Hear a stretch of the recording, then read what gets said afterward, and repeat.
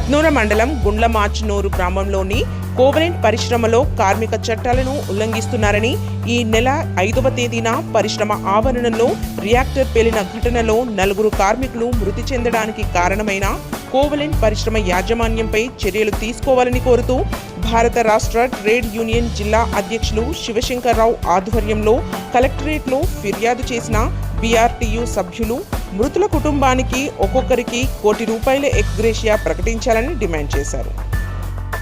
సంగారెడ్డి జిల్లా హత్నూరా మండలం గుండ్లమాచూరు గ్రామ పంచాయతీ పరిధిలో ఈ నెల 5వ తారీఖున కోవలెంట్ పరిశ్రమలో రియాక్టర్ పేలి 4 కార్మికులకు గాయాలు పాలవడం జరిగింది.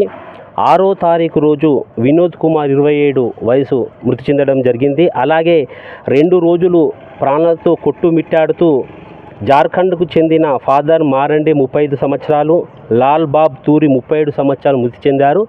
నిన్న 22/3/2024 తెల్లవారుజామున మిగిలిన సాధ్విక్ జమాలు కూడా 45 సంవత్సరాలు మృతి చెందడం జరిగింది. మరి ఈ మృతులకు ప్రధాన కారణం ఏంటంటే కోవలెంట్ పరిశ్రమ సేఫ్టీ ప్రికాషన్స్ తీసుకోకపోవడం, మరి అన్ట్రైన్డ్ కార్మికులను అక్కడ రియాక్టర్ దగ్గర ఉంచి వాళ్ళకు ట్రైనింగ్ ఇవ్వకుండా వాళ్ళ ప్రాణాలతో చెలగరమాడుతున్న కంపెనీ యాజమాన్యమే బాధ్యత వహించాలి.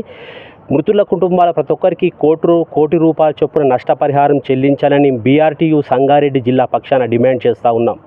మరి ఈరోజు మన సంగారెడ్డి జిల్లా కలెక్టర్ గారికి రిప్రజెంటేషన్ ఇవ్వడానికి వచ్చాం. మరి ఏదైతే ఈ ప్రమాదాలు జరగడం ఇలా కొత్త కాదు.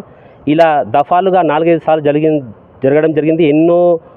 ఎంతోమంది కార్మికుల ప్రాణాలను తీసుకుంటున్న కోవలెంట్ పరిశ్రమ యాజమాన్యం పైన చట్టపరంగా చర్య తీసుకొని క్రిమినల్ కేసు బుక్ చేసి మరి ఆ కంపెనీ యొక్క యాజమాన్యంతో మాట్లాడి బాధిత కుటుంబాలకు న్యాయం చేయాల్సిందిగా చట్టపరమైన కార్మిక చట్టాల ప్రకారం ఏదైతే PF, ESA, pension, gratuity, accident amount ఏవైతే వస్తాయో అవి ఇప్పించాల్సిందిగా నేను కలెక్టర్ గారిని విజ్ఞప్తి చేస్తూ డిమాండ్ చేస్తూ అదే కోవలెంట్ పరిశ్రమ చర్య తీసుకోవాల్సిన డిమాండ్ చేస్తూ ఉన్నాం. సంగారెడ్డి భారత రాష్ట్ర ట్రేడ్ యూనియన్ పక్షాన మేము డిమాండ్ చేస్తా ఉన్నాం.